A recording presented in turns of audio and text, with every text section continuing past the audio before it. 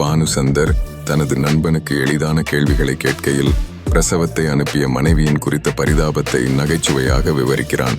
அந்த மாற்றங்களை அவன் எவ்வாறு எடுத்துக்கொள்ளும் என்பதை பாத்திரத்தில் இருந்து தெரிகிறது.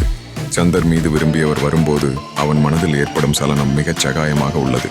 கீர்த்தனா சந்தரின் குழப்பங்களை உணராமல் அவனை மேலும் நெருங்கி அமர்ந்து எல்லாமே அசிங்கமாக நடக்கப் போகிறதா என்ற மனதில் உறக்கத்துக்கு உரியது. காதில் இன்னும் எகிரும் மிரட்டல் ஒளியை கடந்து மெல்லிய மெல்லிய காலை விழியங்கள் அணிய வைத்த வீதிகளில் 2 படி எண்ணங்களை நுழைத்தபடி நடந்து கொண்டிருந்தாள் நக்ஷத்ரா.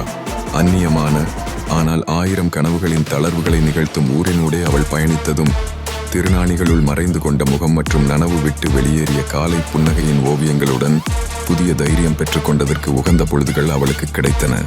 அதே நேரம் அவளின் உள்ளங்கைகளில் புதைந்து போன துருவேந்திரனின் நெருக்கடிக்கு ஏற்ற மெல்லிசை எண்ணங்கள் தினசரி பிறந்து கொண்டே இருந்தன.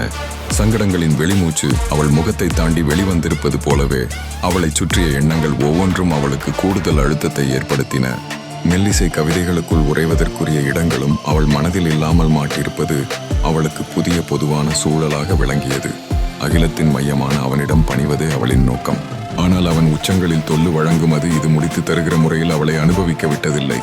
அவனின் தலைமுறை கொண்டாட்டங்கள் அவள் வாழ்க்கையை மறைத்து அதே சமயத்தில் அவள் கண்களில் எதிர்ப்புகளால் பெருகிய தனிக்கு வழி ஏற்படுத்தின.